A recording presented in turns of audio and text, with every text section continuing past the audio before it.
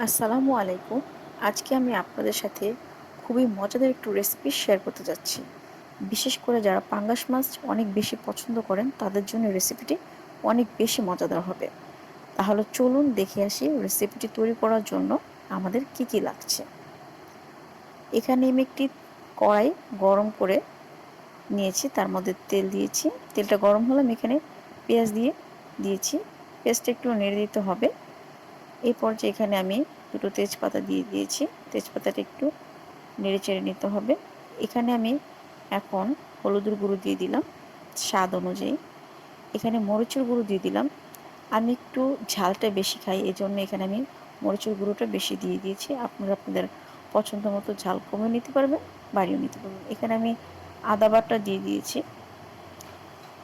হলুদ, মরিচ, তেজপাতা, আদা বাটা সব কিছু ভালো করে মশলাটা কষিয়ে নিতে হবে। কষানোর পরে একটু ভালো করে দেখেন, ভালো করে কষিয়ে নিতে হবে। যখন এরকম ফুটে আসবে,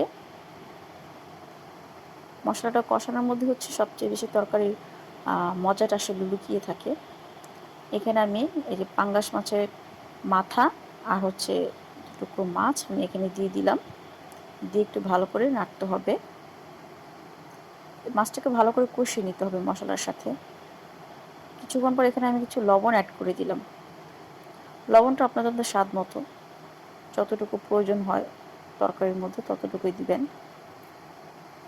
টেস্টের উপরে হচ্ছে লবণটা ডিপেন্ড করে। মাছটা কষানো হয়ে গেলে এখানে আমি পানি দিয়ে দিলাম। পানি দিয়ে একটু নেড়ে দিতে হবে। যখন পানিটা এরকম ফুটে আসবে, বলক আসবে, তখন এখানে আমি কেটে রাখা বেগুন এবং সাথে একটু আলু, কেটে রাখা বেগুন এবং আলু দিয়ে দিচ্ছি। বেগুন এবং আলুর সাথে মাছ সবগুলো জিনিস ভালো করে একটু নেড়ে দিতে হবে। তারপর এখানে আমি ঢাকনা দিয়ে দিলাম সেদ্ধ হওয়ার জন্য। হ্যাঁ, এখানে এই পর্যায়ে একটু ঢাকনা উঠিয়ে দেখতে হবে যে আসলে কতটুকু সেদ্ধ হয়েছে। যেহেতু গরম, এই জন্য ভাপটা চলে আসছে। কিছুক্ষণ পরে দেখলাম অনেকটা সেদ্ধ হওয়ার পর্যায়ে।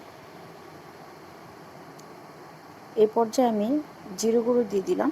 এটা হচ্ছে একটু ভালো একটা ফ্লেভার নিয়ে আসবে, যেহেতু মাছ, জিরেটা দিলে একটা ভালো ফ্লেভার আসে। মাছে পাঙ্গাস মাছের যে এক্সট্রা কিছু গন্ধ সেটা আসে না। পানিটা যে দেখেন শুকিয়ে গেছে, তেলটা উপরে ভেসে আসছে। এই পর্যায়ে আমি কিছু ধনেপাতা দিয়ে দিলাম। সম্পূর্ণ তরকারিটা এখন আমার কমপ্লিট হয়ে গেছে।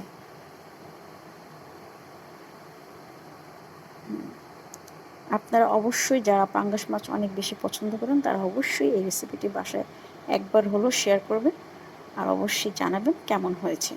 আমার কাছে খুবই ভালো লাগে, জন্য আমি আপনাদের সাথে এটা শেয়ার করলাম। আল্লাহ হাফেজ।